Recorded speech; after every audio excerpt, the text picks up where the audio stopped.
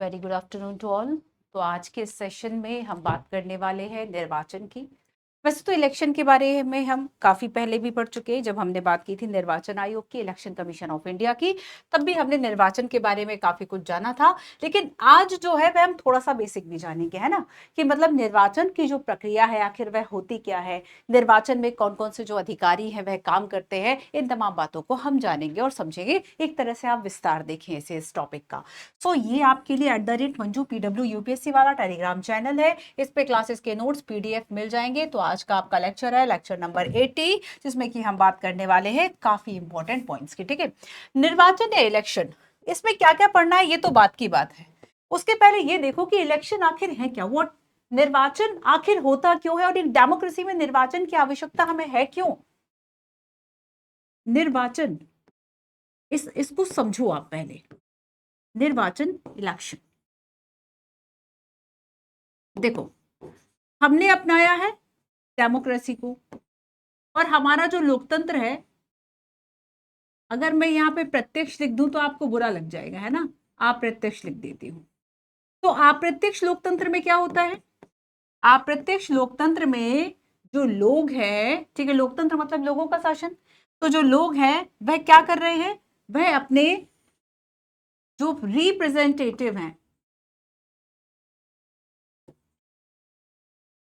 जो अपने रिप्रेजेंटेटिव से, मतलब संसद और विधायिका में कौन बैठेगा, संसद में और विधायिका में कौन बैठेगा, पार्लियामेंट, संसद और राज्य विधायिका, कौन बैठ रहा है, इन्हें कौन चुनेगा, उसका एक माध्यम है इलेक्शन। इलेक्शन क्या है, लोकतंत्र का एक माध्यम है, क्योंकि इलेक्शन के द्वारा ही आप इन लोगों को चुन पाते हैं। तो इन लोगों को चुनने के लिए निर्वाचन, इलेक्शन, चुनाव या निर्वाचन क्या है, एक प्रक्रिया है, माध्यम है ना। चुनने के लिए इलेक्शन एक माध्यम है, और इसी माध्यम से हम अपने प्रतिनिधियों को चुनते हैं, और इसलिए हमारा जो लोकतंत्र है उसे हम प्रतिनिधि परक भी कहते हैं। प्रतिनिधि परक या अप्रत्यक्ष लोकतंत्र। तो लोकतंत्र मतलब हमने जाना था लोगों का शासन, ठीक है, लोगों का शासन, लोग ये तय करेंगे, लोगों का शासन, जिसमें कि सरकार को कौन चुन रहा है, सरकार को कौन बना रहा है, संसद, राज्य विधायिका, सरकार ही तो है। तो यहाँ पर सरकार को चुनने का काम जनता कर रही है, और ये काम वो कर रही है इलेक्शन के द्वारा। तो डेफिनेटली जो निर्वाचन है वो हमारे लिए बहुत ही ज्यादा एक इंपॉर्टेंट पार्ट है। ठीक है, तो यहाँ पर देखो कि हम देख सकते हैं कि अलग अलग देशों में अलग अलग तरह की जो विधियां हैं, मेथड्स अपनाई जाती है, बट हम बात करते हैं इंडिया के संदर्भ में कि आखिर है क्या। तो सबसे पहले तो हम देखेंगे कि आखिर हमारे यहाँ की जो निर्वाचन व्यवस्था है वह कैसी है। निर्वाचन व्यवस्था, इसके काफी सारे पॉइंट्स आपको पढ़े पढ़े लगेंगे, सुने सुने लगेंगे, लेकिन तब जब आपने पहले जो पढ़ रखा है उसको रिवाइज किया हो। ठीक है, मैं आपको एक चैप्टर बता देती हूं, उस चैप्टर को आप पढ़ लीजिएगा।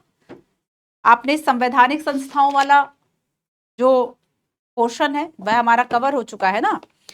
तो आप इसमें देखेंगे कि जो आपका निर्वाचन आयोग है, सबसे पहली संवैधानिक निकाय कॉन्स्टिट्यूशनल बॉडी में, ये जो न्यू वाला मेरे पास है एडिशन, ठीक है, ये 7th एडिशन, इसमें चैप्टर नंबर 43 पेज नंबर 358 से लेके 361 तक इसकी जो चर्चा है वह की गई। इलेक्शन कमीशन, जिसमें हमने संरचना, स्वतंत्रता, शक्ति, कार्य, दृष्टि, लक्ष्य और सिद्धांत की बात की थी। ठीक है, तो चैप्टर नंबर 43 को आप देख सकते हैं, 43 को एक बार पढ़ लीजिएगा, इसके साथ साथ आप इसको ऐड कर लेंगे। मैं यहाँ लिख दूं चैप्टर 43 रिविजन, जिसमें हमने बात की थी इलेक्शन कमीशन ऑफ इंडिया की। तो सबसे पहले तो हम ये देखते हैं कि हमारे यहाँ की जो निर्वाचन व्यवस्था है वह कैसी है। आपको बार बार इलेक्शन कमीशन का जो नाम है वह सुनने में आएगा, बीच बीच में हम काफी जिक्र करेंगे। सबसे पहले तो हम बात करते हैं कि हमारे यहाँ जो निर्वाचन व्यवस्था है, जो हमने पहले भी पढ़ रखी है, कि हमारे पास कुछ आर्टिकल्स, कुछ अनुच्छेद में इसकी बात जो है वह की गई थी कि निर्वाचन जो है वह आखिर कैसे होगा। तो संविधान का भाग 15 है, और आर्टिकल 324 से लेके 329 तक इसकी व्यवस्था की गई है। चुनाव से संबंधित जो है वह एक आयोग भी है जो कि निर्वाचन आयोग है, और ये आर्टिकल्स चुनाव के बारे में हमें कुछ कुछ प्रावधानों की जानकारी देते हैं। तो 324 ये कहता है कि चुनाव का अधीक्षण होगा, निर्देशन होगा, नियंत्रण होगा। अधीक्षण होगा, निर्देशन होगा, नियंत्रण होगा। ठीक है, आर्टिकल 324। और ये कौन कर रहा है? ये 324 की हम बात करेंगे, ये इलेक्शन कमीशन कर रहा है। 325 कहता है कि धर्म, जाति, लिंग या अन्य आधार पर किसी भी व्यक्ति विशेष को मतदाता सूची में शामिल ना करने, और इस आधार पर कोई सोचे कि उसको शामिल किया जाए चूंकि वह किसी पर्टिकुलर धर्म से, दोनों ही बातें हैं। ठीक वैसे ही जैसे कि हमने जिस सेकुलरिज्म को अपनाया है, उस धर्मनिरपेक्ष में, उस सेकुलरिज्म में आप किसी धर्म को मानने के लिए और ना मानने के लिए, दोनों के लिए ही स्वतंत्र है। तो धर्म, जाति, लिंग के आधार पर ना तो आपको हटाया जाएगा, ना ही आपको प्रायोरिटाइज किया जाएगा, ना ही कोई विशेष अधिकार होगा। ठीक है। 326 कहता है कि लोकसभा और राज्यों की विधानसभाओं में चुनाव वयस्क मताधिकार पर होंगे। सो व्हाट इज वयस्क मताधिकार? कि आप 18+ होंगे तो आपको चुनाव में पार्टिसिपेट करने का, मतलब वोट में पार्टिसिपेट करने का, मतदाता होने का अधिकार। पहले आयु 21 वर्ष हुआ करती थी। इन सभी चीजों को आगे हम पढ़ेंगे, है ना। दूसरी बात इसमें यह कही जाती है कि आपके साथ किसी भी तरह का कोई भेदभाव नहीं किया जाएगा धर्म, जाति, लिंग के आधार पर या किसी शैक्षणिक पृष्ठभूमि के आधार पर। 327 आर्टिकल कहता है कि विधानसभा के चुनाव के संदर्भ में प्रावधान करने की संसद की शक्ति है। ठीक है, यूपीएससी 326 को पूछ चुका है, और इस आधार पर यूपीएससी ने यह माना था कि जो राइट टू वोट है वो कॉन्स्टिट्यूशनल राइट है। Right to vote, right to vote कौन सा अधिकार है आपका? कॉन्स्टिट्यूशनल राइट है, क्योंकि इसमें चुनाव वयस्क मताधिकार की बात की थी। ठीक है, इस आधार पर यूपीएससी ने तो यही आंसर दिया था, लेकिन आप देखेंगे तो ज्यादातर हम इसको एक लीगल राइट मानते हैं। चलिए 328 की बात करेंगे। ऐसे विधानमंडल के चुनाव के संदर्भ में प्रावधान करने के लिए राज्य के विधानमंडल की शक्ति। 328 राज्यों के विधानमंडल को क्या शक्तियां हैं चुनाव के संदर्भ में, उसकी बात करता है। 329 कहता है, बड़ा ही इंपॉर्टेंट है, कि जो अदालतें हैं वह इसमें किसी तरह का हस्तक्षेप नहीं करेंगे, और इसलिए इस बात को हमने क्या किया, संविधान में भी लिख दिया। तो 324, 25, 26, 27, 28 और 29 और भाग 15 ये निर्वाचन से संबंधित है। ठीक है, और निर्वाचन क्या है? तो वह माध्यम है जिसके द्वारा हम क्या कर रहे हैं, जिसके द्वारा जो लोग हैं वो चुन रहे हैं किसे?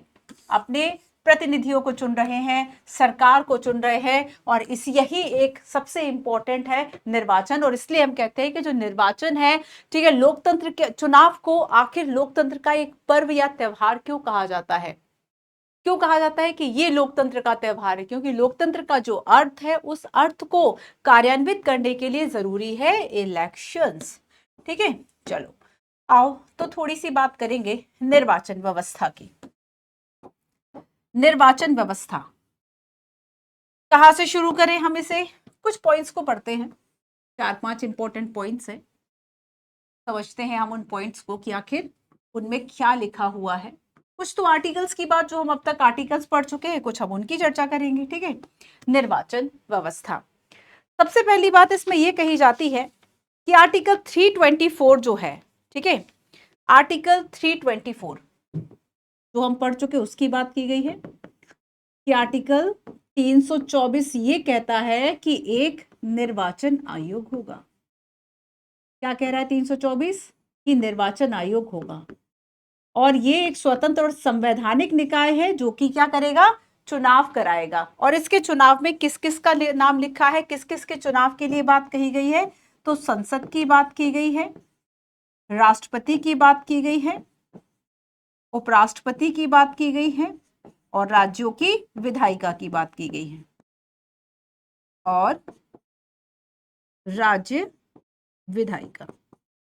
तो यहां पर यह कहा गया कि बेसिकली जो निर्वाचन आयोग है वह इन 4 जो चुनाव है उनको कराएगा, इनका अधीक्षण, निर्देशन और नियंत्रण करने के लिए स्वतंत्र है। ठीक है, इसके अलावा दूसरी बात यह कही जाती है कि चाहे हम संसदीय चुनाव की बात करें या हम राज्यों के चुनाव की बात करें, संसदीय चुनाव, राज्य विधायिका के चुनाव, संसदीय चुनाव और राज्य विधायिका के चुनाव, संसदीय चुनाव और राज्य विधायिका के चुनाव, इनके लिए जो निर्वाचन क्षेत्र बनेगा उसमें केवल एक ही वोटर लिस्ट होगी, है ना। चुनाव हेतु एक मतदाता सूची होगी। ऐसा नहीं है कि 2-3 है, किसी में अलग नाम मिल रहा है, किसी में अलग जानकारी मिल रही है, तो इन सभी के लिए एक ही मतदाता सूची होनी चाहिए। एक मतदाता सूची हो ताकि फर्जी वोटिंग इन सब चीजों से बच सके। तो यहाँ पर ये कहा गया है कि जो वोटर लिस्ट है, ऐसा नहीं है कि अलग अलग बन रही है, एक ही जो वोटर लिस्ट है वो बनाई जाएगी। तो संसदीय निर्वाचन क्षेत्र और राज्य विधायिका के लिए एक मतदाता सूची। ठीक है, अब यहाँ पर देखो कि हमने एक और आर्टिकल इसमें पढ़ा था 325, है ना। आर्टिकल 325 की बात नेक्स्ट की है। आर्टिकल 325 क्या कहता है? आर्टिकल 325 कि आपको धर्म, जाति,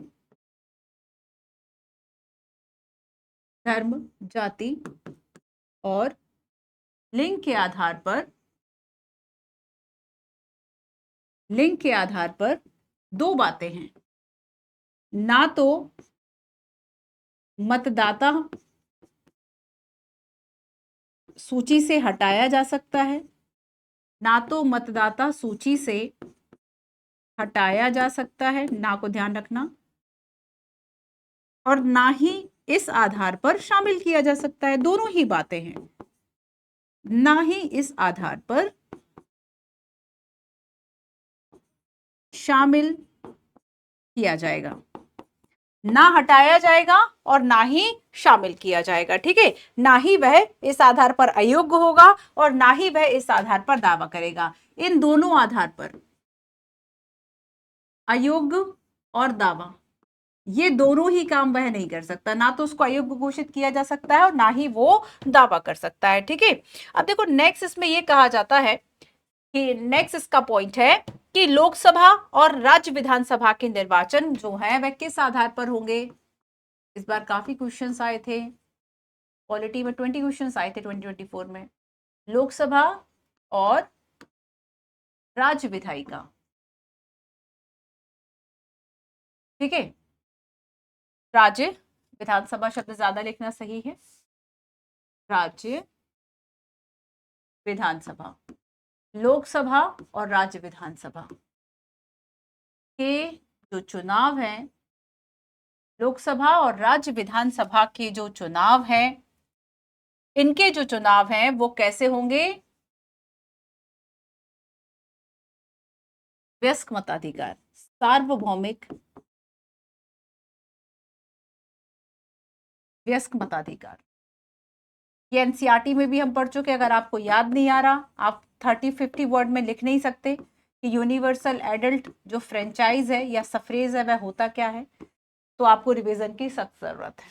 ठीक है, तो लोकसभा और राज्य विधानसभा के जो चुनाव है वह कैसे होंगे? सार्वभौमिक वयस्क मताधिकार पर होंगे। और इसके लिए आप सभी को याद होगा कि आयु जो है वह पहले 21 वर्ष हुआ करती थी। वोटिंग की आयु पहले कितनी हुआ करती थी? पहले 21 वर्ष जो है वह आयु अगर आपकी है तो वोट आप दे सकते हैं। लेकिन बाद में राजीव गांधी के प्रधानमंत्रित्व काल में 61वां संविधान संशोधन हुआ और इसके द्वारा जो आयु है, क्योंकि वह युवा नेता थे तो उन्हें लग रहा था कि युवाओं की भागीदारी होना चाहिए, तो उन्होंने कह दिया कि अब जो आयु है वह 18 आयु होगी। ठीक है, तो अभी वोटिंग की आयु क्या है? 18 वर्ष है कि अगर अब आप 18 वर्ष के हैं तो आपके पास वोटर आईडी कार्ड जो है वह होगा। क्लियर है इतना? ये सारी चीजें क्लियर हैं निर्वाचन व्यवस्था की। चलो अब 2-4 चीजें हम और समझते हैं निर्वाचन व्यवस्था के बारे में। ठीक है, इसमें देखो एक बात कही जाती है,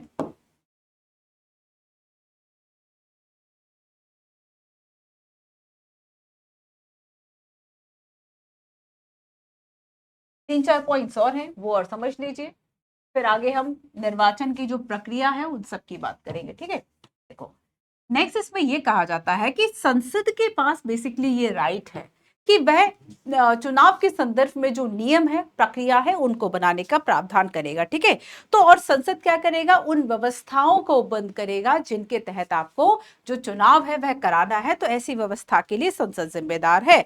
तो संसद अन्य सभी व्यवस्थाओं का उपबंध करेगा। संसद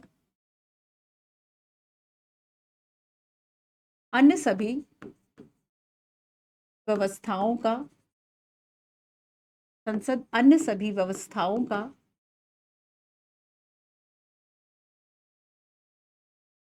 उपबंध करेगा। चुनाव से संबंधित है ना, जैसे कि हमने कहा कि अब मतदाता सूची तैयार होनी है या परिसीमन कराना है।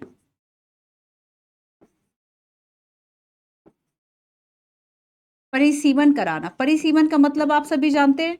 इस बार 2024 में यूपीएससी ने क्वेश्चन पूछा कि अब तक कितने बार जो परिसीमन है वह कराया जा चुका है, डिलिमिटेशन कराया जा चुका है। तो अब तक 4 बार परिसीमन आयोग जो है वह बन चुका है।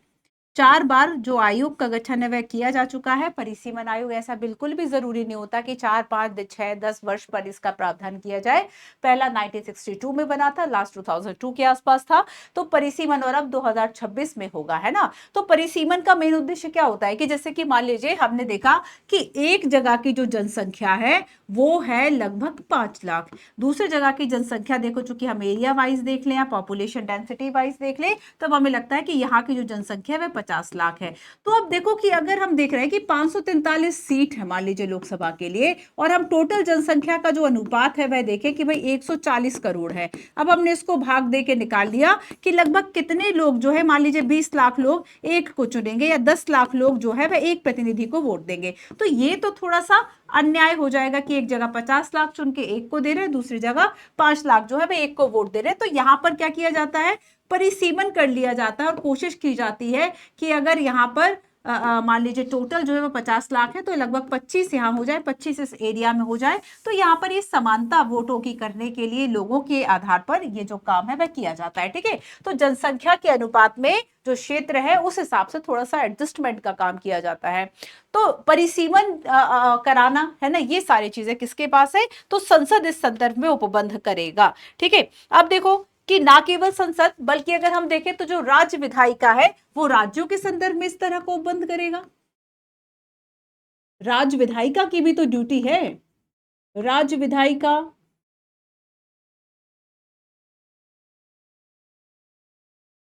चुनाव के संबंध में वो बंद करेगा और पूरा सहयोग करता है। एक बात और यूपीएससी ने एक बार पूछी थी कि जब मान लीजिए राज्य या केंद्र के कर्मचारी हैं, अगर उनकी ड्यूटी चुनाव में लगी है, तो उन पर जो कंट्रोल है ना वो निर्वाचन आयोग का है। उन पर कंट्रोल राज्य या केंद्र का ना होकर वह किसके अधिकारी होते हैं, निर्वाचन आयोग या चुनाव के अधिकारी होते हैं। इसलिए उनको छुट्टी देना, उनका हस्तांतरण करना, मतलब उनका एक जगह से दूसरी जगह उनको स्थानांतरण करना, उनका ट्रांसफर करना, या किसी भी तरह का अगर कोई सस्पेंशन ऑर्डर रिलीज करना है, तो दैट टाइम इलेक्शन कमीशन जो है वो पावर में होगा, क्योंकि उसके अंडर के वो अधिकारी होंगे। तो यहाँ पर ये इंपॉर्टेंट पोर्शन, इसलिए आप देखेंगे कि जब भी चुनाव की ड्यूटी जो लोग करते हैं वो सोचते हैं कि अब चुनाव ड्यूटी है, बहुत इंपॉर्टेंट है, हमें इसमें छुट्टी नहीं लेना है, आचार संहिता लागू, मतलब बड़े सीरियसनेस के साथ उस ड्यूटी को करते हैं। उसके पीछे यही रीजन होता है, ठीक है। तो यहाँ पर देखो कि परिसीमन एक ऐसी, परिसीमन जो है ये बात भी यूपीएससी पूछ चुका है, मैं फिर से यहाँ पे स्टार लगा देती हूँ कि मान लीजिए जो परिसीमन आयोग है, डिलिमिटेशन कमीशन है, अगर इसके द्वारा कोई निर्णय दिया गया, तो क्या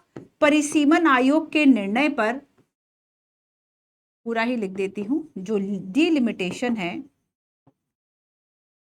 राष्ट्रपति के द्वारा इस आयोग का गठन किया जाता है, डिलिमिटेशन कमीशन, परिसीमन आयोग है ना, ये जो निर्णय है ना, क्या निर्णय पर न्यायालय में प्रश्न चिन्ह उठाया जा सकता है?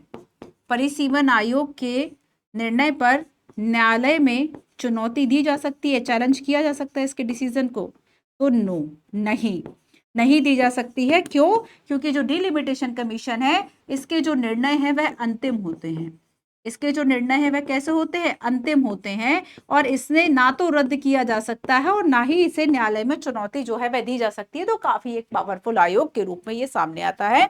मतलब परिसीमन पर न्यायालय में जो प्रश्न है वह नहीं उठाया जा सकता। इसके अलावा देखो कि संविधान ये कहता है,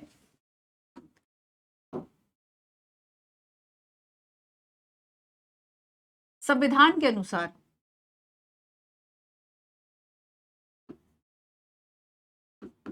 आपको लगता है कि, क्या आपको ऐसा लगता है कि जो निर्वाचन की प्रक्रिया है वह बहुत ही निष्पक्ष है और सारी जगह जो चीजें हैं वह ठीक ठाक हुई होंगी?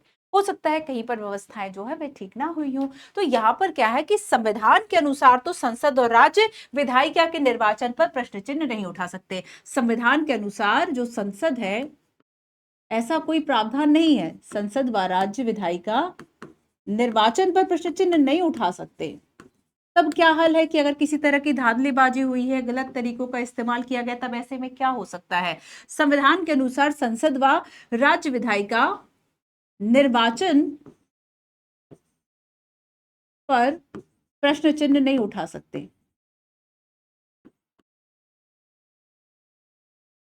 तो उपचार क्या है? कोई तो तरीका होगा कि अगर प्रॉब्लम हुई है तब इसका सॉल्यूशन कुछ तो होगा। हाँ, सॉल्यूशन तो है। सॉल्यूशन ये है कि निर्वाचन याचिका जो है वह दर्ज की जाती है। निर्वाचन को लेकर जो एक याचिका है वो प्रस्तुत की जा सकती है, और ये विधायिका के द्वारा प्रस्तुत की जा सकती है। ये विधायिका के उपबंध के द्वारा, विधायिका के उपबंध के द्वारा प्रस्तुत की जा सकती है। संविधान में इसकी बात नहीं की गई।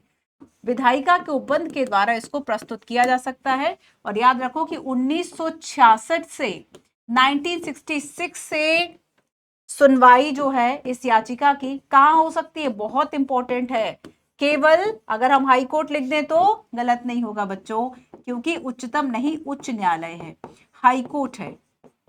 केवल हाई कोर्ट में, केवल 1966 से ये जो सुनवाई है केवल उच्च न्यायालय में की जा सकती है। तो उच्चतम न्यायालय का क्या रोल है? उच्चतम न्यायालय का ये रोल है कि इसके खिलाफ, इसके फैसलों के खिलाफ जो अपील है ना, वो अब सुप्रीम कोर्ट में दायर की जा सकती है, उच्चतम न्यायालय में। आपको याद होगा इंदिरा गांधी और राजनारायण का केस, क्या हुआ था उस केस में कि जो इंदिरा गांधी हैं उन पर ये याचिका दायर की गई थी। कहां पे? इलाहाबाद हाई कोर्ट में। और वहां पर ये कहा गया, शायद जगमोहन करके कोई वहां पर दैट टाइम न्यायाधीश थे, और मैं गलत नाम बोल रही हूँ तो प्लीज बताइएगा। तो उसमें क्या हुआ था कि हाई कोर्ट में जो राजनारायण थे उन्होंने इंदिरा गांधी के निर्वाचन को अवैध घोषित करने के लिए एक याचिका दायर की, और उसके पीछे तर्क ये दिया कि इंदिरा गांधी ने जो सरकारी मशीनरी है उसका यूज चुनाव में किया, व्यय का ब्यौरा नहीं दिया, और भी कई ऐसे इल्जाम लगाए। तो इस आधार पर हाई कोर्ट ने तो रद्द ही कर दिया था उनका निर्वाचन। फिर अपील जाके जो है सुप्रीम कोर्ट में गई, तो सुप्रीम कोर्ट ने कहा कि नहीं, अभी प्रधानमंत्री पद पर बने रहने दो, उनसे उनको नहीं हटाया जाएगा। और ऐसे में जब जो देश की राजनीति है उसमें एक तरफ इंदिरा गांधी त्यागपत्र दो के जब नारे लगाए जाने लगे, एक विशाल रैली थी, तो 25 जून को उन्होंने क्या किया? आपातकाल घोषित कर दिया। और इसलिए अभी मोदी सरकार ने 25 जून को क्या घोषित कर दिया? संविधान हत्या दिवस, है ना। तो ये कहानी है उसके पीछे। तो याचिका ही तो दायर की गई थी हाई कोर्ट में, इलाहाबाद हाई कोर्ट में। फिर उसके खिलाफ मामला जो है वह फिर सुप्रीम कोर्ट में गया, तो सुप्रीम कोर्ट ने स्टे ऑर्डर लगा दिया। तो ये सारी कहानी है आपकी निर्वाचन व्यवस्था की। आया समझ में? तो हमने बात की कि निर्वाचन जो है वह क्या है, संवैधानिक प्रावधान क्या है, और निर्वाचन व्यवस्था की हमने बात कर ली। ठीक है, निर्वाचन व्यवस्था और आर्टिकल 324 से 329 तक हमने देख लिया। आर्टिकल 324 से 329, ठीक है, ये भी हमारा कंप्लीट हो गया। तो फर्स्ट हो गया। अब सेकंड देखते हैं। सेकंड जो है वो हमें क्या पढ़ना है इसमें? सेकंड हम पढ़ेंगे कि आखिर जो चुनाव तंत्र है वह कैसा है हमारे देश का। चुनाव तंत्र कैसा है? ठीक है, चुनाव तंत्र के बारे में हम जानेंगे। अब देखो, हमें यहाँ पर पढ़ना है कुछ ऑफिसर्स के बारे में कि व्यवस्था कैसी कैसी है। सबसे पहले हम बात करेंगे भारत का निर्वाचन आयोग। सबसे पहले हम बात क्या करेंगे? भारत का चुनाव आयोग, निर्वाचन आयोग। दूसरी बात हम करेंगे कुछ अधिकारियों की। ठीक है, दूसरी बात हम कुछ अधिकारियों की यहाँ पे करने वाले हैं, जैसे कि मुख्य निर्वाचन अधिकारी। मुख्य निर्वाचन अधिकारी। फिर हम जानेंगे जिला निर्वाचन अधिकारी के बारे में। जिला निर्वाचन, जिला निर्वाचन अधिकारी। बात करेंगे चुनाव अधिकारी की। चुनाव अधिकारी, चुनाव निबंधन पदाधिकारी, चुनाव निबंधन प्राधिकारी, पीठासीन अधिकारी और पर्यवेक्षक। पीठासीन अधिकारी इसमें से ज्यादातर अधिकारी ऐसे होंगे, और लास्ट में हम बात करेंगे पर्यवेक्षक और पर्यवेक्षकों के कुछ प्रकार की, जैसे कि सामान्य व्यय पर्यवेक्षक, है ना। तो कुछ हम यहाँ पे पर्यवेक्षक की बात करेंगे। तो ये है आपका चुनाव तंत्र। आया समझ में? सबसे पहले हम बात करेंगे निर्वाचन आयोग की। पहले भी चर्चा कर चुके हैं ना, किसमें? चैप्टर नंबर हमने 43 की बात की थी। तो यहाँ पर ये जो 43 है, इसमें इलेक्शन कमीशन की बात की है। अगर आपको इंटरेस्ट आ रहा हो, भूल चुके हो, तो कर लेना इसको। चलो, तो ये हो गया आपका चुनाव तंत्र। लेकिन चुनाव तंत्र को पढ़ने के पहले 2-3 चीजें और समझो। अच्छा, इस क्वेश्चन को देखो, अगर नहीं भी पढ़ा है तब भी आप इसका आंसर मुझे लगता है बड़े आसानी से दे लोगे। क्वेश्चन को देखो कि जो निर्वाचन प्रक्रिया है, ठीक है, निर्वाचन प्रक्रिया, उसका क्रम क्या होगा?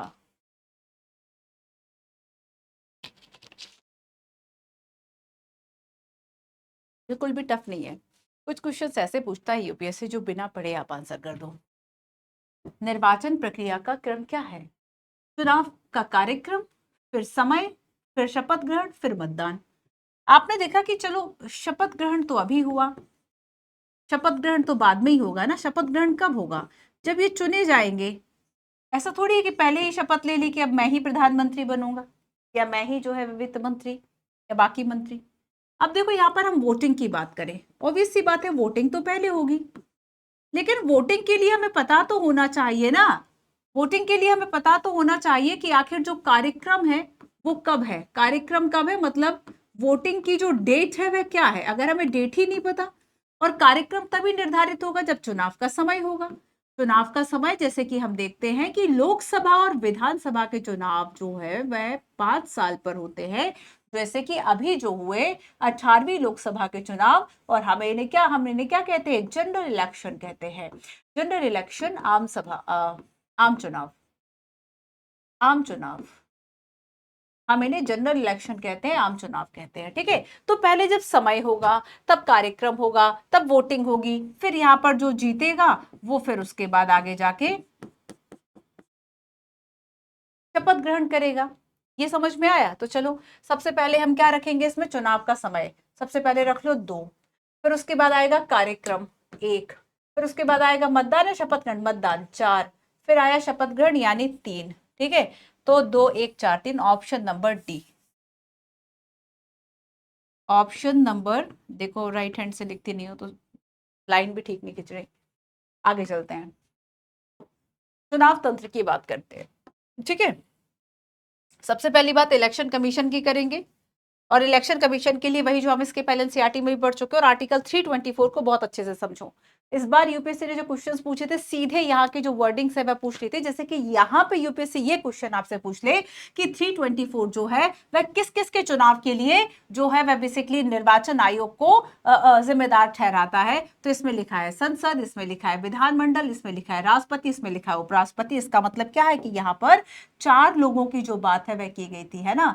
ये 4 लोगों की बात यहाँ पर की गई है कि संसद, विधानमंडल, राष्ट्रपति, उपराष्ट्रपति, इनके लिए जो है निर्वाचनों के लिए इन पदों की चुनाव कराना, निर्वाचन के लिए निर्वाचक नामावली तैयार कराना, निर्वाचन के संचालन का अधीक्षण, निर्देशन, नियंत्रण इस आयोग में निहित होगा, और संविधान में से निर्वाचन आयोग जो है वह कहा गया है। ठीक है, तो यहाँ पर ये सारे कार्य। अब यूपीएससी क्वेश्चन पूछता है कि बेसिकली जो निर्वाचनों के लिए, है ना, निर्वाचन के लिए मतदाता सूची तैयार करने का काम जो है वह किसका है। तो तैयार मतदाता की सूची तैयार करनी हो, चुनाव का संचालन करना हो, ये सारे काम जो है वह स्वतंत्र निर्वाचन आयोग के द्वारा करा जाएगा।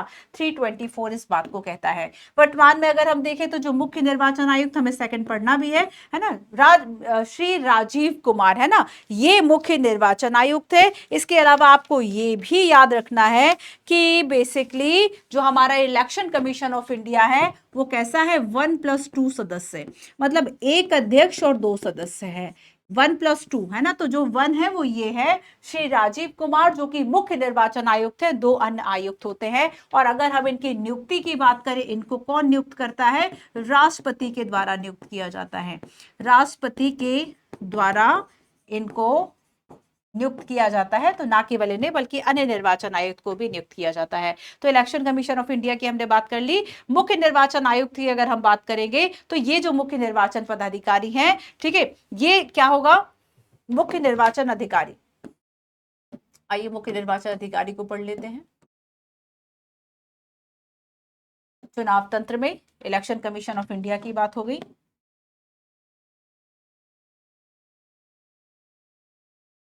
इलेक्शन कमीशन ऑफ इंडिया, ठीक है। यहां पर हमने आर्टिकल 324 को समझ लिया।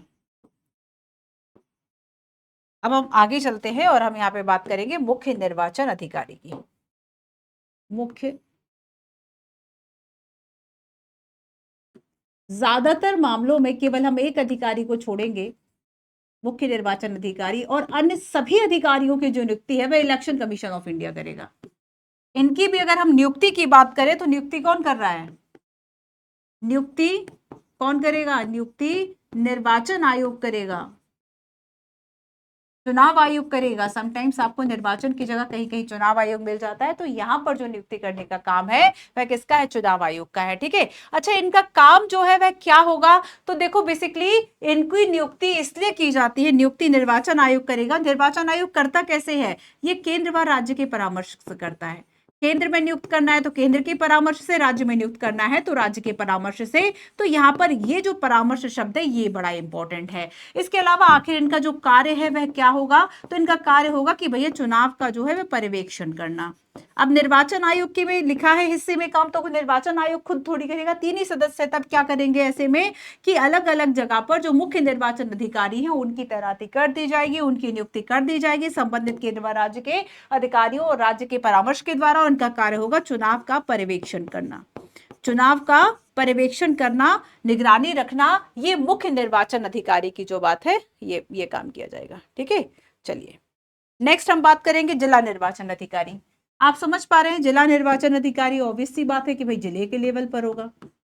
जिला निर्वाचन अधिकारी, जिला निर्वाचन अधिकारी, आपको क्या लग रहा है कि क्या इस लेवल पर भी जो इलेक्शन कमीशन है, इलेक्शन कमीशन का इंटरफेरेंस इस लेवल पर भी होता होगा? Yes, definitely. तो भारत के निर्वाचन आयोग यहां पर ही नियुक्ति कर रहे हैं। तो नियुक्ति कौन कर रहे हैं? ज्यादातर अधिकारी जो है नियुक्ति इलेक्शन कमीशन ही करेगा। इलेक्शन कमीशन कैसे करेगा? राज्य के परामर्श से करेगा। राज्य के परामर्श पर, राज्य के परामर्श पर जो नियुक्ति का काम है वो करेंगे, ठीक है। इसके अलावा इनका काम क्या होगा कि बेसिकली जिले में चुनाव का कार्य जो है वह कैसा चल रहा है उसको देखना। जिले में चुनाव का, जिले में चुनाव का पर्यवेक्षण करना, देखरेख करना, निगरानी रखना, है ना, ये काम होगा जिला निर्वाचन अधिकारी का। तो 3 अधिकारियों की हमने बात कर ली। अब हम चलते हैं चौथे अधिकारी की तरफ, जो कि होंगे चुनाव अधिकारी, जिन्हें की कहा जाता है रिटर्निंग ऑफिसर। चुनाव अधिकारी, चुनाव अधिकारी, रिटर्निंग ऑफिसर। इसके अलावा इनको रिटर्निंग ऑफिसर भी कहा जाता है, ठीक है। ये बात भी याद रखना कि रिटर्निंग ऑफिसर कौन होगा? जो कि चुनाव अधिकारी होगा। और बेसिकली ये क्या करेंगे? तो ये किसी पर्टिकुलर क्षेत्र में, ना यहाँ पर हम जिले की बात कर रहे हैं, ना यहाँ पर हम राज्य और केंद्र की बात कर रहे हैं, तो ये किसी क्षेत्र विशेष के चुनाव के संचालन के लिए जिम्मेदार होंगे। ये किसी क्षेत्र विशेष के चुनाव संचालन का कार्य करेंगे, क्षेत्र विशेष के चुनाव संचालन के लिए उत्तरदायी होंगे। और इनकी अगर हम नियुक्ति की बात करें तो यहां पर ये जो नियुक्ति है वह इलेक्शन कमीशन ऑफ इंडिया करेगा। अगर आप भूल जाओ कि मैम ने ईसीआई क्या लिख दिया, तो यहां मैंने शॉर्ट में डाल दिया, ठीक है। तो यहां पर ये हमने 4 अधिकारियों की बात कर ली। कुछ अधिकारी और हम देख लेते हैं। एक अधिकारी आपका हो गया, आप चुनाव निबंधन अधिकारी, ईआरओ, चुनाव निबंधन, चुनाव निबंधन अधिकारी, ठीक है, चुनाव निबंधन अधिकारी। अब इस आयोग की नियुक्ति कौन कर रहा है? निर्वाचन आयोग करेगा या फिर राज्य पे आ जाएं हम? यहां पे देखो, मेन काम जो ईआरओ का होता है, इस अधिकारी का जो मेन काम होगा ये होगा कि किसी भी पर्टिकुलर जो संसदीय क्षेत्र है उसमें वोटर्स की जो लिस्ट है, बड़ा इंपॉर्टेंट काम है इनका। मेन काम क्या है कि संसदीय चुनाव क्षेत्र में, संसदीय चुनाव संसदीय चुनाव क्षेत्र में वोटर लिस्ट तैयार करना, मतदाता सूची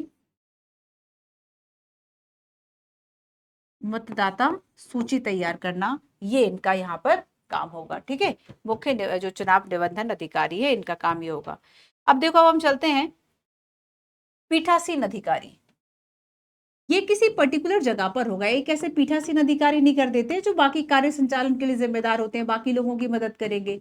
तो यहाँ पर ये जो किसी भी जगह के पीठासीन अधिकारी होंगे किसी पर्टिकुलर क्षेत्र के, तो ये देखो बेसिकली अब यहाँ पर थोड़ा सा चेंज है कि जो जिला स्तर पर जो निर्वाचन अधिकारी था ना, जिला निर्वाचन अधिकारी, ये नियुक्ति करेंगे। यहाँ पे निर्वाचन आयोग नहीं है, जिला निर्वाचन अधिकारी। ठीक है, जिला निर्वाचन अधिकारी जो है वह नियुक्ति करेंगे, ये नियुक्ति करेंगे पीठासीन अधिकारी की। और इनका मेन काम क्या होगा कि बाकी लोगों को जो है वह सपोर्ट करना। तो मतदान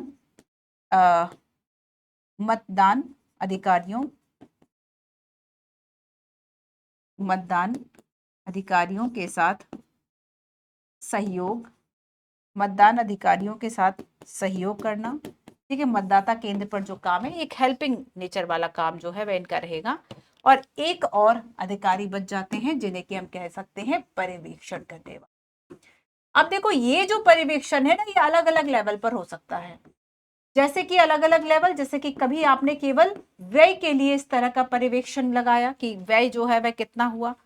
कोई सामान्य तरीके का पर्यवेक्षक होता है, ठीक है, कोई पुलिस पर्यवेक्षक होता है कि पुलिस जो है वह क्या कर रही है, संवेदनशील इलाकों में किस तरीके से जो चुनाव की व्यवस्थाएं वह की जा रही है। तो बेसिकली ये आपका क्या हो गया कि चुनाव तंत्र की हमने बात कर ली कि इलेक्शन कमीशन ऑफ इंडिया है जो कि आर्टिकल 324 ये कह रहा है कि किस तरीके से ये जो काम है वह करेंगे। और यहाँ पे 4 लोगों की बात की गई है। ठीक है, 4 लोगों की चुनाव की बात जिम्मेदारी जो है वह इलेक्शन कमीशन ऑफ इंडिया को आर्टिकल 324 क्लॉज 1 में दी गई है कि राष्ट्रपति, उपराष्ट्रपति, संसद और राज्य विधायिकाओं के चुनाव की जो बात है वह करेंगे। एक मुख्य निर्वाचन आयुक्त होगा, जिला निर्वाचन अधिकारी होगा। अच्छा, जो जिला निर्वाचन अधिकारी था डीईओ, वो जो पीठासीन अधिकारी है, प्रिजाइडिंग जो ऑफिसर है पीओ, है ना, ये जो अधिकारी है कहाँ गए, हाँ, ये जो जिला निर्वाचन अधिकारी है वो इन पीठासीन जो अधिकारी है इनकी नियुक्ति करने के लिए जिम्मेदार होंगे। और बाकी सब लेवल पर जो नियुक्तियां है वह कौन कर रहा था, इलेक्शन कमीशन कर रहा था। ठीक है, इसके अलावा देखो कि पर्यवेक्षक की जब हम बात करेंगे तो पर्यवेक्षक जो है वह कौन होगा, चुनाव आयोग जो है वह किसी संसदीय क्षेत्र में या राज्य विधानसभा के क्षेत्र में वहां की ही सरकार के साथ परामर्श करके इनका जो मनोनयन है वह करेगा। ये पर्यवेक्षक एक होंगे सामान्य प्रकार के। सामान्य पर्यवेक्षक जो होंगे वो क्या करेंगे,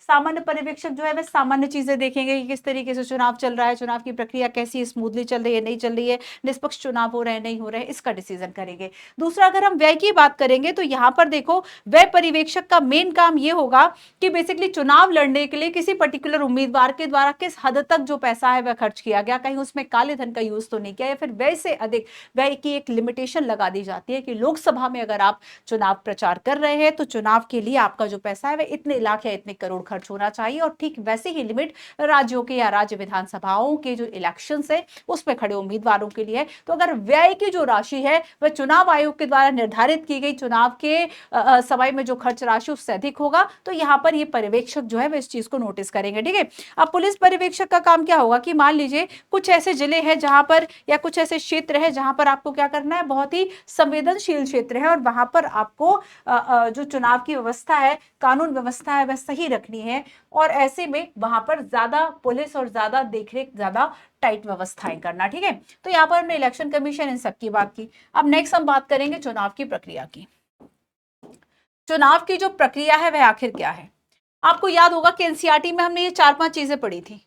सबसे पहले तो हमने जाना था कि बेसिकली हम क्या करते हैं, एक निर्वाचन क्षेत्र बनाते हैं कि आखिर किस जगह पर आपको चुनाव कराने हैं। बात तो सही है। सबसे पहले आप क्या करोगे, हमने जाना था कि हमने जैसे कि ये देश है मान लीजिए, तो हमने इसको इस तरीके से कुछ भागों में बांट लिया जिसे हमने निर्वाचन क्षेत्र कहा। जैसे कि लोकसभा में 543 सीट है और 543 सीट हमने सरल भाषा में कह दिया, इसे ही हम कह दें कि 543 निर्वाचन क्षेत्र है। तो सबसे पहले हमने निर्वाचन क्षेत्रों को देखा, फिर इसमें से कुछ सीटें हमने आरक्षित कर दी ऐसे लोगों के लिए, ऐसी कम्युनिटीज के लिए जिनकी वॉइस दब जाएगी अगर हमने इनको आरक्षण नहीं दिया तो, क्योंकि लोकतंत्र है तो सभी कम्युनिटीज की जो वॉइस है वह होनी चाहिए, और इसलिए हमने कुछ निर्वाचन, मान लीजिए इसे आरक्षित कर दिया, इसे आरक्षित कर दिया कि इससे पर्टिकुलर या तो SC/SC कम्युनिटी या OBC कम्युनिटी या फिर महिला जो कैंडिडेट है वह खड़ी हो सकती है, so that is called reserve community. And इसके बाद फिर क्या होगा कि अब ये तैयार करो कि भैया वो जो वोटर है वह कौन होगा, वोट कौन देगा, वोट जो है वह कौन देगा, इसको सबसे पहले निर्धारित करेंगे और हम वोटर लिस्ट बनाएंगे। फिर आया बेसिकली कि वोट हम किसे देंगे, वोट तो ठीक है लेकिन किसे हम वोट देंगे, तो हम वोट देंगे जो नॉमिनेशन कराएगा, जो उम्मीदवार खड़ा हुआ है, जो पार्टी का मेंबर खड़ा हुआ है, हो सकता है किसी पार्टी से ना हो, स्वतंत्र खड़ा हुआ हो, है ना। तो इसके बाद ये करेंगे, ये बताएंगे कि भैया हम अच्छे, ये बताएंगे हम अच्छे।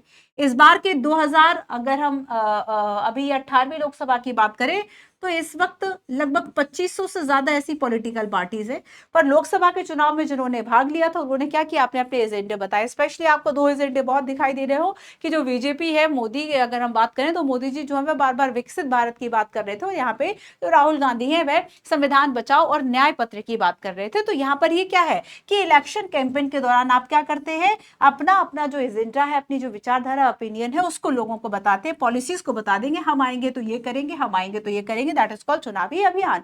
इसके बाद क्या होगा बच्चों कि जो डेट्स होंगी, इन डेट पर जो निर्धारित तिथियां होंगी इन पे पोलिंग एंड काउंटिंग होगी, ठीक है, और उसके बाद जो है वह रिजल्ट आएंगे और फिर उसके बाद जो सरकार है वह बनेगी, ये सारी चीजें होगी। तो इसको हम समझ चुके थे अब तक। अब देखो कि ये जो चुनावी प्रक्रिया है, ठीक है, आगे हमें इस चुनावी प्रक्रिया में क्या क्या पढ़ना है,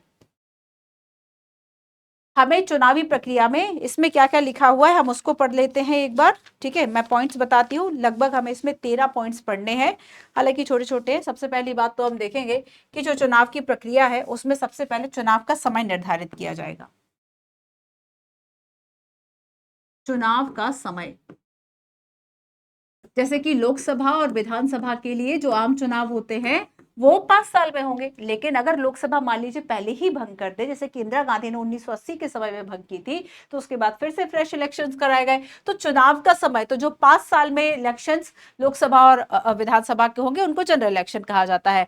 फिर होगा जैसे कि हम चुनाव का कार्यक्रम की बात करें, चुनाव का कार्यक्रम, चुनाव का समय, चुनाव का कार्यक्रम, ठीक है, कार्यक्रम तय किया, जैसे कि इस बार जो है वह अलग हमने चरण बांट लिए कि इतने चरणों में होगी, पहले चरण में, दूसरे चरण में, तीसरे, चौथे, पांचवें, सातवें चरण में हम इतने इतने जो संसदीय क्षेत्र है हम उसको कवर करेंगे। तो ये सारी चीजें हो गई, ठीक है। उसके बाद देखो शपथ ग्रहण की बात करेंगे, हम शपथ ग्रहण की बात करेंगे।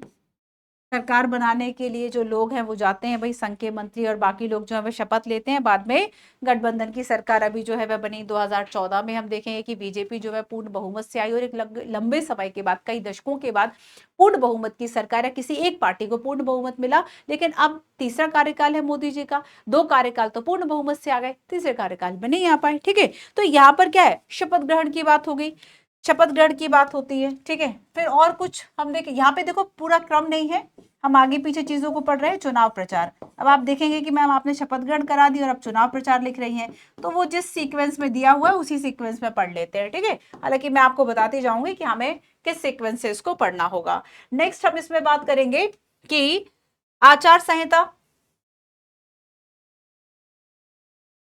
इस बार लोकसभा की शायद आचार जो कमेटी वहां से कुछ क्वेश्चंस था। आचार संहिता, मॉडल कोड ऑफ कंडक्ट आपको पता है क्या, MCC बहुत चर्चा में रहा इस बार, मॉडल कोड ऑफ कंडक्ट। फिर हम बात करेंगे नेक्स्ट मतदान दिवस की, मतदान प्रक्रिया का ये भी एक अंग है, मतदान दिवस। मतदाता दिवस आपको पता है कब बनाया जाता है, मतपत्र एवं चुनाव चिन्ह, मतपत्र एवं चुनाव चिन्ह, आपको याद होगा हमने राजनीतिक दलों की बात की थी, जिसमें कि हमने प्रकारों की बात की थी कि राष्ट्रीय स्तर के होंगे और राज्य के स्तर के होंगे। तो जो राष्ट्रीय स्तर के हैं, राज्य के स्तर के हैं, उनके लिए कुछ चुनाव चिन्ह जो है वे आरक्षित होते हैं, बाकी लोगों के लिए आरक्षित नहीं होते। फिर हम यहाँ पर बात करेंगे एक इशू, एक मशीन की बात, जो कि है ईवीएम, ठीक है, इलेक्ट्रॉनिक वोटिंग मशीन।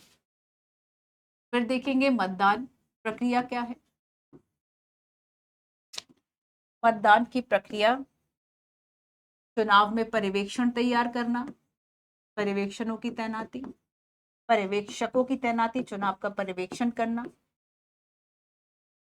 फिर बात करेंगे जन माध्यमों से कवरेज, कवरेज होता है ना, मीडिया कवरेज करती है, मीडिया कवर करती है, यहाँ पे इलेक्शन हो रहा है, इस तरीके से इलेक्शन हो रहे हैं, है ना, तो जन कवरेज, जन कवरेज, जन माध्यमों से कवरेज। फिर आएगा यहाँ पर हम देखेंगे मतगणना,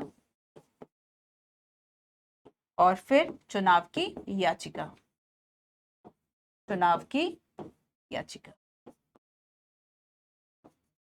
ठीक है। तो यहाँ पर हमें कितने पॉइंट्स पढ़ने हैं, जरा एक बार देखो, आओ 1 2 3 लिखते हैं कि हमें पहली बात तो हम समय की बात करेंगे, फिर हम चुनाव के कार्यक्रम की बात करेंगे, शपथ की बात करेंगे, चुनाव प्रचार की बात करेंगे, आचार संहिता, मतदान दिवस, मतपत्र और चुनाव चिन्ह, ठीक है। फिर ईवीएम, 9 पे आता है मतदान प्रक्रिया, 10 पे चुनाव पर्यवेक्षण, 11 पे जन कवरेज, 12 पे मतदान मतगणना, और 13 पे आपका चुनाव की याचिका। तो ये है आपकी चुनाव की प्रक्रिया, ठीक है, चुनाव की प्रक्रिया। और इसमें हमने आगे बात की कि ये तो हम बेसिकली कुछ चीजों को समझ चुके थे पहले ही एनसीईआरटी में। अब एक एक करके हम इस पूरी जो ये प्रक्रिया है हम उसको समझना स्टार्ट करें। नेक्स्ट देखो, ठीक है, तो हमने देखा कि चुनाव की प्रक्रिया में ये सारी चीजें होंगी। चलो एक एक करके थोड़ा सा हम चीजों को समझते हैं। सबसे पहली बात जब हम देखेंगे कि इसमें चुनाव की जो तिथियां हैं वह घोषित की गई, चुनाव का जो समय है सबसे पहले वह घोषित हमने किया, ठीक है, चुनाव का समय। अब चुनाव का समय मतलब 5 वर्ष, चुनाव का समय मतलब क्या, 5 वर्ष, है ना। और ये 5 वर्ष किसके, लोकसभा और विधानसभा का जो समय था, ठीक है, वो कार्यकाल का टाइम कितना है, 5 ईयर है। तो लोकसभा और विधानसभा, लोकसभा और विधानसभा, ठीक है, इनका समय क्या होता है, 5 वर्ष का कार्यकाल होता है। तो जैसे ही ये जो 5 वर्ष का कार्यकाल है वह खत्म होगा, तो अब नई लोकसभा नई विधानसभा आएगी, नहीं आएगी। तो यहाँ पर 5 वर्ष के बाद आम चुनाव होंगे, है ना। जैसे कि अभी 2024 में, एक बार ये भी लिख लो, क्योंकि आगे जो हम बातें करेंगे कुछ फैक्ट्स हम जानेंगे जो कि 2024 के थे। तो आम चुनाव होगा, ठीक है, तो लोकसभा और विधानसभा के लिए, जैसे कि अभी 2024 में 7 चरणों में चुनाव हुए। कितने चरणों में, 2024 में 7 चरणों में जो चुनाव हैं वह हुए, ठीक है। और ये जो चुनाव है वह 18वीं लोकसभा के थे। एक बात यूपीएससी ने पूछी थी कि क्या जब लोकसभा का 5 वर्ष का कार्यकाल पूरा हो जाता है तो क्या उसके पहले, उसके बाद में कोई प्रोसेस पूरी करनी होती है कि 5 साल हो गए, अब कोई प्रस्ताव लेकर आओ तब लोकसभा भंग होगी, नए चुनाव होंगे, ऐसा कुछ भी नहीं है। तो 5 वर्ष के बाद लोकसभा या विधानसभा स्वतः भंग हो जाती है। सो ये इंपॉर्टेंट है। आगे एक और इंपॉर्टेंट पॉइंट हम पढ़ते हैं जो कि है मतदान की प्रक्रिया। आखिर इसकी प्रोसेस क्या है, मतदान की प्रक्रिया, ठीक है। दो चार चीजों में ज्यादा जानने का है, बाकी पॉइंट्स तो ऐसे हैं कि हम नॉर्मल भी उस पर थोड़ी चर्चा कर लेंगे तो भी कंप्लीट हो जाएंगे। देखो सबसे पहले तो हमने देखा कि मतदान की प्रक्रिया के लिए होना क्या चाहिए, आपके पास होने चाहिए मतदान केंद्र, ठीक है। इस बार कितने मतदान केंद्र थे, मतदान केंद्र। इसके बाद देखो कि मतदाता का जो नाम है, अच्छा मतदान केंद्र के बारे में कुछ इंफॉर्मेशंस, कि किसी भी व्यक्ति के 2 किलोमीटर के दायरे में होगा, इससे अधिक की 2 किलोमीटर की दूरी पर होगा, मतलब इससे अधिक ऐसा नहीं है कि आपको 5 किलोमीटर दूर मतदान केंद्र मिलेगा, 2 किलोमीटर, है ना। और उस दिन भी आप देखेंगे कि सरकार के द्वारा फ्री जो सेवाएं हैं वह दी जाती है, फ्री ट्रांसपोर्टेशन भी जो है वह दिया जाता है। तो 2 किलोमीटर से अधिक दूर मतदान केंद्र नहीं होंगे, और एक केंद्र पर 1200 से अधिक एक केंद्र पर 1200 से अधिक मतदाता नहीं होंगे। 1200 तक होंगे, है ना, इससे ज्यादा नहीं होंगे। इस बार हम देखेंगे कि इस बार 10.48 लाख, सोचो 10 लाख से ज्यादा जो मतदान केंद्र हैं वह बनाए गए थे 2024 में। कितने? ये 2024 के मैं आपको आंकड़े बता रही हूं कि 10 लाख से ज्यादा जो मतदान केंद्र है वह यहाँ पर बनाए जाते हैं। ठीक है, तो ये सारी 3-4 बातें इसके बारे में होगी। अच्छा, ये बात भी देखो, आपको पता है कि इस बार की जो वोटिंग हुई है ना, इसमें आपको वैसे तो पता है कि 18 वर्ष के जो है वह वोट दे सकते हैं, लेकिन उसके बाद क्या हम ये कहें कि कोई अधिकतम आयु निर्धारित की गई है क्या, कि आप 100 वर्ष के हैं, आप 80 वर्ष के हैं, तब तक आप वोट दे सकते हैं या नहीं दे सकते? इस बार 2 लाख से ज्यादा वोटर ऐसे थे, 2 लाख, जो कि 100 वर्ष के से ज्यादा के थे, 100 वर्ष, 100 वर्ष प्लस थे, ऐसे वोटर्स थे। 80 लाख के आसपास शायद दिव्यांग लोग थे, है ना। इसके अलावा अगर हम टोटल मतदाता की बात करें 2024 में 96 करोड़, 96 करोड़, 96 करोड़ मतदाता थे। ठीक है, चलो, तो यहां पर देखो कि अब जब आप मतदान केंद्र पर जाते हैं तो आप देखेंगे कि जहां पर आपको वोटिंग करनी होती है उसके 100-200 मीटर दायरे के पहले कुछ अधिकारी बैठे हुए होते हैं, है ना, जो कि मतदाता का नाम देखते हैं, आपकी वोटर आईडी और चीजों की पहचान कर देते हैं। मतदाता का नाम देखेंगे, सत्यापन करते हैं, मतलब ताकि बोगस वोटिंग, फर्जी वोटिंग जो है उसको रोका जाए। तो मतदाता का नाम, है ना, देखकर मिलाकर क्या कर देते हैं, सत्यापित कर देते हैं। और अब जब यहां पर सत्यापित कर दिया तो उसके बाद फिर एक स्याही लगा दी जाती है। स्याही लगा दे, आप देखेंगे कि बहुत सारे सेलिब्रिटीज है, लोग जब आते हैं तो मतदान के बाद इस तरीके से अपनी उंगली दिखाते हुए आते हैं, उस पे जो स्याही लगी होती है ना, मैं भी बताती हूँ कि वो स्याही छुटती क्यों नहीं है। तो ये क्या करते हैं कि स्याही लगा देते हैं। ठीक है, उसके बाद आपको देते हैं एक मतदाता पर्ची, उसके बाद आपको एक मतदाता पर्ची मिलती है और फिर जाके आप जो है वो वोट करवाते हैं। ठीक है, अब देखो कि ये जो स्याही है ना बच्चों, ये लगी होती, ये स्याही में होता है सिल्वर नाइट्रेट। इस स्याही में सिल्वर नाइट्रेट होता है। आप देखेंगे कि जब तक नाखून निकल नहीं जाता तब तक इसके निशान जाते नहीं है, ये नाखून और स्किन के संपर्क में आ जाती है। सिल्वर नाइट्रेट के अलावा इसमें कुछ और भी तत्व होते हैं, लेकिन जो बनाने वाली कंपनी है वो बाकी चीजों की जानकारी देना नहीं चाहती। पहली बार जानते हो ये स्याही कब लगाई गई थी? 1962 में, पहली बार 1962 में इसका जो यूज है वह किया गया था। और कंपनी जो बनाती है कर्नाटक की, एक एमपीवीएल कंपनी है, कहाँ की? कर्नाटक की। कर्नाटक की कंपनी है Mysore paint and varnish limited, जिसके द्वारा ये जो स्याही है वोटिंग वाली, ये बनाई जाती है। ठीक है, तो ये कुछ हमने देखा कि चुनाव की जो प्रक्रिया है आखिर वह कैसे होगी, मतदान की प्रक्रिया कैसे होगी। अब एक पॉइंट और हम पढ़ते हैं, ईवीएम की बात करते हैं।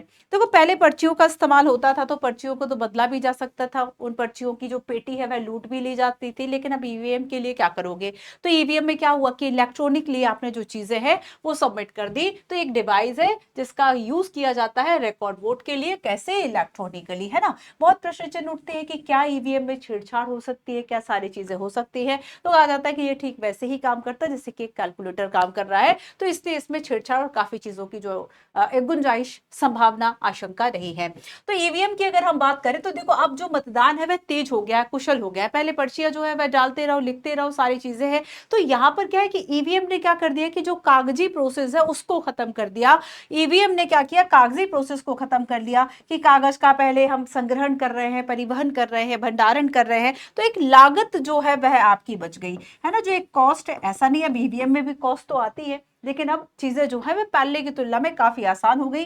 और आप देखेंगे कि एक जो इसमें वीवीपैट की बात आती है, voter verify paper audit trail, है ना, जिसमें कि ये पता चलता है कि किसने किसको वोट दिया था, वो पर्ची आपको 7 मिनट दिखाई देती है। और ये बात यूपीएससी ने भी पूछी थी। तो यहाँ पर ये सारी चीजें। फिर आप मैनुअल गिनती से भी बच जाते हो कि अब पता चला 1 लाख पर्चियां थी, अब बैठ के उनको गिनो, तो पहले हो सकता है कि साल भर में गिना जा रहा है, अब आप देखेंगे कि आज वोटिंग खत्म हुई थी, नेक्स्ट डे जो है वह चुनाव के जो नतीजे है वह आ गए थे लास्ट 7 चरण की वोटिंग के बाद। तो ईवीएम ने अब जो चीजें हैं उसको काफी आसान कर दिया है, ठीक है। तो यहाँ पर चुनाव का समय, मतदान की प्रक्रिया, है ना, ईवीएम की बात हो गई। अब देखो, अगर हम देखें,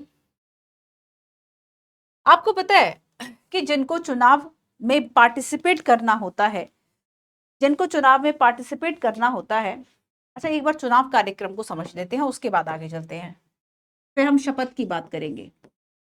चुनाव कार्यक्रम जो शेड्यूल बनाया जाता है, चुनाव कार्यक्रम, आपको पता है कि जो लोकसभा की आखिरी सत्र की अंतिम बैठक है, ये बात यूपीएससी भी पूछ चुका है, लोकसभा की अंतिम बैठक, जैसे कि 5 साल का कार्यकाल है, जो 5वें साल की अंतिम बैठक होगी, है ना, लोकसभा की अंतिम बैठक, और जो नई लोकसभा का गठन होगा, नई लोकसभा का गठन होगा, इनके बीच का अंतराल 6 माह से ज्यादा का नहीं होगा। के गठन का अंतराल या अंतर, डिफरेंस, समय का अंतर, है ना, अंतराल 6 माह से ज्यादा का नहीं होगा। ये बात यूपीएससी ने पूछी थी, 6 माह से अधिक नहीं होना चाहिए। तो यहां पर यूपीएससी ने जो प्रश्न पूछा था वह कौन सा पूछा था, ये 6 माह वाला, कि कितने मंथ से ज्यादा नहीं हो सकता है ये जो अंतर है, तो 6 मंथ का, ठीक है। तो हमने देखा कि चुनाव कार्यक्रम और नई जो चुनाव है वो कब होंगे, 5 वर्ष बाद। एक तो इसके लिए कंडीशन हो गई 5 वर्ष बाद लोकसभा या विधानसभा के लिए, एक और कंडीशन है कि अगर इसे समय पूर्व राष्ट्रपति के द्वारा लोकसभा को और विधानसभा को राज्यपाल के द्वारा अगर भंग कर दिया जाता है, तब भी जो चुनाव है वह हो जाते हैं, ठीक है। तो इसके बाद क्या होता है कि जो चुनाव की घोषणा है वह कर दी जाती है, चुनाव की घोषणा कि अब जो है वो चुनाव होंगे, चुनाव की घोषणा कर दी जाती है। इसके बाद देखो कि जब चुनाव की घोषणा हो गई, ठीक है, आपने आचार संहिता सुना है, आचार संहिता, कुछ ऐसे रूल्स बना दिए जाते हैं राजनीतिक पार्टियों के लिए, उम्मीदवार के लिए जो इसमें पार्टिसिपेट कर रहे हैं, कि सभी को जो है वह समान रूप से एक तरह से भागीदारी का जो अवसर है वह मिल सके। ऐसा ना हो कि कोई गलत प्रैक्टिस कर रहा है तो उसको बेनिफिट मिल गया, तो एक तरह से सभी को समान चुनाव लड़ने का जो अवसर है वो उपलब्ध कराने के लिए आचार संहिता की जो तैयारी है वह की जाती है। तो आचार संहिता, ठीक है, चुनाव की घोषणा के लिए हम देखेंगे अधिसूचना जारी करी जाती है, अधिसूचना जो है वह जारी की जाती है, अधिसूचना जारी की जाती है, ठीक है, अधिसूचना जारी की जाती है, आचार संहिता लागू हो जाती है, ये सारी चीजें हैं, ये चुनाव कार्यक्रम का एक हिस्सा होगा। और अब हम बात करेंगे नेक्स्ट कि इसमें शपथ ग्रहण भी होता है। ये शपथ ग्रहण बाद वाला शपथ ग्रहण नहीं है, एक शपथ ग्रहण तो वो है कि जो बाद में पीएम मोदी हैं और संघ के मंत्री हैं वो 2 तरह की शपथ ले रहे थे। कौन कौन से 2 तरह की शपथ थी, एक शपथ तो थी संविधान की और दूसरी पद है, एक तो शपथ थी पद की, दूसरी थी गोपनीयता की, ठीक है। अब देखो शपथ ग्रहण जानते हो ये कैसा होगा कि जिसको चुनाव लड़ना है, मतलब जो उम्मीदवार है, उम्मीदवार पहले ही शपथ लेगा, अभी चुना नहीं गया है बट ये पहले ही चुनाव लड़ने के पहले ही शपथ ले रहा है। तो जो उम्मीदवार है, उम्मीदवार को शपथ लेना है। आप सोचेंगे ऐसा कैसे हो गया, भाई ऐसा भी होता है, ठीक है, उम्मीदवार जो है वह शपथ लेगा, लेकिन अब इनको शपथ कौन दिलाएगा, तो निर्वाचन आयोग एक अधिकारी को तैनात कर देते हैं, एक निर्वाचन आयोग के जो अधिकारी हैं, जो अधिकृत अधिकारी हैं, जिनको अधिकृत किया गया है, अधिकृत जो अधिकारी हैं, ठीक है, इनके समक्ष जो शपथ है वह ली जाती है, इनके समक्ष जो शपथ है वह ली जाती है, ठीक है। और इस शपथ को भी उम्मीदवार अपने नामांकन के साथ साथ इसको जारी करता है। चुनाव प्रचार और आचार संहिता की हम बात करें, चुनाव प्रचार क्या होता है कि आप अपनी जो बेस्ट नीतियां हैं वो आप बता रहे हो, है ना, कि सरकार जो है वह जब सत्ता में आएगी तो वह किन किन कार्यक्रमों को लागू करेगी, ठीक है। और यहाँ पर आचार संहिता जो है वह लागू की जाती है ताकि कुछ जो एक हम ऐसे नियमों का समूह बनाते हैं जिनको कि लागू किया जा सके और स्वतंत्र और निष्पक्ष चुनाव जो है वह कराए जा सके, तो इसके लिए आचार संहिता का जो काम है वह भी किया जाता है। ठीक है, तो ये सारी चीजें हैं। अब देखो इसमें और क्या क्या बच गया आपका, आओ कुछ कुछ और पॉइंट्स हम देखते हैं। हाँ, मतदान दिवस, जैसे कि तय किया गया कि ये जो है आपका वोटिंग डे होगा, इस तिथि को इस जगह पर मतदान होगा जो मतदान केंद्र है। तो यहाँ पर देखो कि अलग अलग क्षेत्रों में अलग अलग दिन मतदान की प्रक्रिया जो है वह होती है। जैसे कि यहाँ पर आप देखेंगे कि इस बार जो 2024 में 18वीं लोकसभा के इलेक्शन थे उसमें 7 चरण में हुए, अलग अलग चरण में अलग अलग, जैसे कहीं 50 सीटों के हो गए, कहीं 100 सीटों के हो गए, इस तरीके से अलग अलग जगह पर जो है वह मतदान कराए जाते हैं। तो अलग अलग दिन भी ये कार्यक्रम हो सकता है।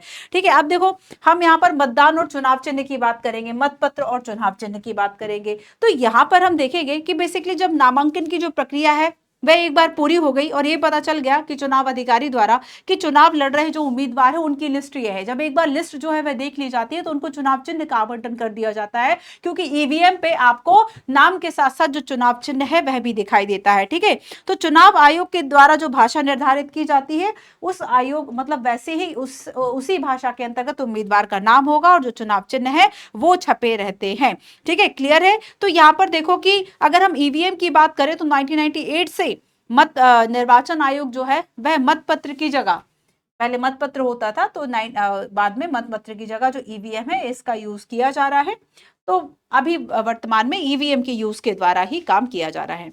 एक बार सर्च करके बताना है, कमेंट करके बताना है कि इस बार के चुनाव के लिए कितनी ईवीएम का जो इस्तेमाल है वह किया गया था। ठीक है, अच्छा, मतदान प्रक्रिया की हमारी बात हो गई है ना कि सार्वजनिक स्थल में मतदान केंद्र बनाए, सत्यापित कराए गए, फिर आप जो है स्याही लगा रहे, चेक कर रहे, फिर आप वोट दे रहे हो। ठीक है, स्याही में क्या हो रहा है, सिल्वर नाइट्रेट हो रहा है। ठीक है, इसके बाद देखो चुनाव के पर्यवेक्षण की बात करें तो हमने देखा था कि 4 तरह के जो पर्यवेक्षक है वह होते हैं। वो पर्यवेक्षक हर तरह से पर्यवेक्षण करते रहते, निगरानी करते रहते कि कोई भी जो पर्टिकुलर उम्मीदवार है उसके द्वारा कितना खर्चा जो है वह किया जा रहा है। तो ये सारी चीजें इसमें करी जाती है, चुनाव पर्यवेक्षण किया जाएगा। तो इसमें यह देखा जाएगा कि जो उम्मीदवार है और जो दल है वह क्या खर्च कर रहे हैं और क्या स्वतंत्र निष्पक्ष ढंग से चुनाव हो रहा है, नहीं हो रहा है। यहाँ पे जो हम कवरेज की बात करेंगे, जब मीडिया ये दिखाती है कि देखो भैया यहाँ पे चुनाव हो रहा है, इस तरीके से चुनाव हो रहा है, लाइन लगी हुई है, लोग जा रहे हैं और सारी, अब तो आप देखेंगे पल पल की सूचनाएं मिल जाती है। अंडमान निकोबार में किसी जगह पर जो सेंटिनल कौन सी जनजाति थी जिसने पहली बार वोट दिया, कई ऐसे दुर्गम जगह पर जाकर वोटिंग कराई गई। ठीक है, तो यहाँ पर क्या है कि एक कवरेज जो है वह जब मीडिया दिखाती है तो हमें ट्रस्ट होता है कि हाँ ठीक तरीके से जो चीजें हैं वह हुई हैं, पारदर्शी तरीके से जो प्रक्रिया है वह हुई है। तो और मीडिया को ये भी राइट होता है कि वो अपने ओपिनियन पोल दे कि यहाँ पे तो ये जीत रहे हैं, यहाँ पे तो ये जीत रहे हैं। और मीडिया तो पहले भी वैसे भी कोई हार रहा हो पर पहले उसकी सरकार बना देती है। तो यहाँ पर ये सारी चीजें कि निर्वाचन आयोग से जानकारी आपको बाद में मिलेगी, लेकिन जो टीवी न्यूज चैनल है उनसे जानकारी आपको पहले मिल जाती है। अब देखो मतगणना होती है, काउंटिंग करी जाती है। ठीक है, तो मतदान जब संपन्न हो गए तो जो चुनाव अधिकारी है, जो पर्यवेक्षक है, उनकी देखरेख में जो मतगणना है, जो काउंटिंग की प्रोसेस है वह होती है। और ये काउंटिंग की प्रोसेस के आधार पर विजेता घोषित करेंगे। याद है आपको एफपीटीपी, व्हाट इज एफपीटीपी, हम पढ़ चुके हैं जब लोकसभा को ढूंढ लेना, लोकसभा वाला चैप्टर उसमें पढ़ना है इसको, एफपीटीपी। ठीक है, और चलो चुनाव याचिका, तो हमने देखा कि चुनाव याचिका कहां दायर हो जाती है, केवल और केवल दायर हो सकती है हाई कोर्ट के द्वारा हो सकती है, सुप्रीम कोर्ट इस पे अपील सुन सकता है। एक क्वेश्चन है, आदर्श आचार संहिता के विकास में भारत के जो चुनाव आयोग है उनकी भूमिका बताइए। ठीक है, तो ये आपका पूरा चैप्टर था। एक बार जल्दी से मैं आपको बता देती हूँ, उसके पहले बता दूं @मंजू PW UPSC वाला ये आपके लिए टेलीग्राम चैनल है, स्कैन करके ज्वाइन कर लीजिए क्लास नोट्स इन्फॉर्मेशन PDF के लिए। हमने बात की कि निर्वाचन व्यवस्था क्या है, चुनाव तंत्र क्या है। ठीक है, चुनाव का पूरी व्यवस्था जो है वह किस तरीके से निर्धारित की गई, प्रक्रिया क्या है, हाँ प्रक्रिया पर भी हमने बात की कि जो मतदान पूरी प्रक्रिया है वो क्या होगी। ठीक है, तो प्रक्रिया में भी हमने काफी 13-14 पॉइंट जो है वह पढ़े। तो हमने संवैधानिक प्रावधानों की बात की, हमने निर्वाचन व्यवस्था की बात की, बाकी मैंने ये भी आपको बताया कि आपको कौन सा चैप्टर रिवाइज करना है, चैप्टर नंबर 43, जिसमें कि इलेक्शन कमीशन की जो बात है वह की गई। और भी बेहतर तरीके से अगर आपको इसमें करना हो तो चुनाव और प्रतिनिधित्व जो आपकी क्लास 11 का NCERT है आप उसको भी पढ़ ले, तो होलसोल आपका जो पूरा चुनाव है वह तैयार हो जाएगा। ठीक है, निर्वाचन व्यवस्था में भी हमने काफी सारी चीजों को देखा, एक क्वेश्चन देखा, चुनाव तंत्र की बात की। ठीक है, और चुनाव प्रक्रिया की हमने बात की, ये एनसीईआरटी वाला ही था आपका। ईवीएम की बात की, चुनाव कार्यक्रम और एक क्वेश्चन देखा, तो ये आपकी आज की क्लास थी। अब आगे के चैप्टर्स आपके बहुत छोटे-छोटे, एक जो आपका चैप्टर है उससे मैंने बताया कि अगर आप मेंस के अकॉर्डिंगली चलेंगे तो एक पूरा मेंस का टॉपिक जो है वह आपका प्रिपेयर हो रहा है। तो कंटिन्यूटी के साथ मैसेज देखते रहे और के साथ जो क्लासेस है वह देखते रहे, और आपके जो मैसेजेस हैं, आपके जो कमेंट्स हैं, आपको ऐसा लग रहा है, काफ़ी सारे बच्चे कहते भी कब से नई सीरीज जो है वह स्टार्ट होगी, तो अभी आपके लिए ये इन्फॉर्मेशन है कि जो 2025 के लिए प्रिपरेशन कर रहे हैं, भले हम 80 चैप्टर पर आ गए हैं और 92 चैप्टर टोटल है, लास्ट के कुछ और चैप्टर्स को अगर हम हटा दें जो केवल क्वेश्चन आंसर वाले हैं, लगभग 5-7 चैप्टर्स आपके बचे हुए हैं। ठीक है, 5-7 चैप्टर्स बचे हुए हैं। लक्ष्मीकांत की सीरीज हमारी जल्दी ही 1-2 सप्ताह में खत्म हो जाएगी। सो आपके कमेंट्स, अगर ऐसे बच्चे जो कि शुरू से देख रहे हैं और कंटिन्यूअसली देख रहे हैं, रिवाइज भी किया है, नोट्स भी बनाए हैं, तो आपको पॉलिटी कितनी समझ में आई, एक बार कमेंट करके जरूर बताना। नई सीरीज जो भी होगी बच्चों, आपको जल्दी इन्फॉर्मेशन दी जाएगी। Thank you so much.